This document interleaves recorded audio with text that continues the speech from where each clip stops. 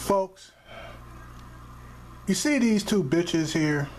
Yeah, and I said it. These two bitches, these two dogs, these two ignorant asses. If you don't recognize them, they are in white circles affectionately known as Diamond and Silk. In most black circles, they're affectionately, or more obviously unaffectionately, known as the reverse Amos and Andy. If you don't know who Amos and Andy were, they were on TV, and they were two white actors that portrayed black people in a very stereotypical way. And it gave white people a chance to take a look at creations of what white people thought black people were like, which couldn't be further from the truth. In this case, you got these two bitches that are black but are acting like they're white, and specifically white supremacists. They give rise to every stereotype that white people believe black people act like. Now, these two bitches need to be put down. And I'm dead serious, because a time is going to come where there's going to be a count taken. And when they start making a count of black people who support black people, these two bitches better be nowhere near that count. Now, I gotta tell you, I first came across these two Donald Trump ass-kissing plantation living bitches on the Roland Martin show. And I think I did a video on it, I'm not sure. But to be honest with you, I honestly do not believe that they have a high school diploma between the two of them. Roland Martin had them on his show, and in a 15-minute segment, all they did was scream and holler and overtalk him. And every time he asked them a serious question, they would fall back to Massa and Plantation, this, that, and the other, etc., etc., etc. They could not answer the simplest question. What do I mean by that? Well, one of the questions Roland Martin asked them, and it had to do with HBCUs and what they knew about the Trump administration's opinion and plan as far as HBCUs were concerned. Well, I can't remember which one of them it was, but one of them said they knew all about them and that their niece went to an HBCU. So I think they're out of North Carolina or Georgia. I think it's North Carolina. And Roland Martin asked one of them which HBCU her niece went to. And the bitch didn't know. Now, it's not like there's thousands of HBCUs in North Carolina or Georgia, whichever state it was.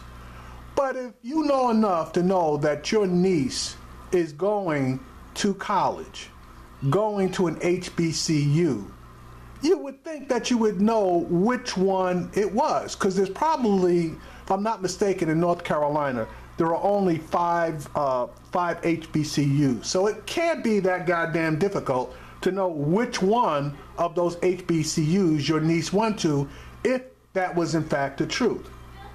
But I digress. I was checking out the Joy Reid show this morning. Lo and behold, these two bitches pop up. And they pop up on a story regarding Sarah Huckabee, the used car salesman's daughter. The story went that Sarah Huckabee posted a picture of a chocolate pecan pie.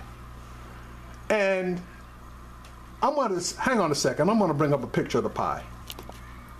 Okay, now this is the picture that Huckabee Sanders posted, okay? Now folks, I don't know about you, okay? But if I made something, and I've made stuff, ribs, brisket, etc., and I've taken pictures of the stuff I made, the pictures don't look anywhere near like this. The ribs I made were in a pan. They were on my center island. You could see all the other, a lot of the other things in the kitchen in the shot that I took. This just looks like a picture of a pie, okay, that was taken from someplace else because of, and I'll say it, look at the whiteout background. This is not on a table or anything from what I can tell. And again, I could be wrong, okay? A lot of people could be wrong. But anyway, April Ryan came back to Sarah Huckabee and she said, in all honesty, and I'll read you the tweet. I am not trying to be funny, but folks are already saying hashtag Piegate and hashtag fake pie. Show it to us on the table with folks eating it and a pic of you cooking it. I am getting the biggest laugh out of this. I am thankful for this laugh on Black Friday. Okay, there is nothing inherently wrong with that because, yeah, this thing did hit Twitter and it basically blew up, and everybody was obviously claiming that she, didn't make this goddamn pie. Okay. These two fucking lunatics turn around on, of all places, obviously, Fox and Friends Saturday morning, and they decide that they're going to get all over April Ryan, claim they never heard of her before, and basically just denigrated her, which on Fox, that goes with the territory. And the only time they roll these two bitches out is basically to give Trump some black cover or to attack a black person of integrity. Now, in case you two bitches don't know who April Ryan is, let me give you a little bit of information. April Ryan is a graduate of Morgan State University and was awarded an honorary doctorate from her alma mater in 2017. She began her media career as a jazz disc jockey before turning to reporting. Ryan has been a member of the White House press corps for American Urban Radio Network since January 1997 and has long been the only black female reporter among the White House correspondents. She is a member of the National Press Club and is one of only 3 African Americans to have served on the board of the White House Correspondents Association. As a White House correspondent, Ryan has covered 4 presidential administrations. Following the election of President Donald Trump, Ryan gained notoriety in 2017 after notable exchanges with him and his press secretary, Sean Spicer. At a February press conference, when Trump began talking about inner city places and urban crime, she asked him if he planned to meet with the Congressional Black Caucus. He responded by telling her to set up the meeting with them before asking, "Are they friends of yours?" Ryan responded that she is only a reporter and not a member of the CBC. In March 2017, Spicer accused her of having an agenda when she asked about Trump's ties with Russia and then berated her for shaking her head. As one of the few African Americans in the White House press corps, Ryan is often the only journalist asking questions on issues concerning minorities, which he has come to resent. She said in an interview in May 2017, "Why can't the dynamic of all people be in that room?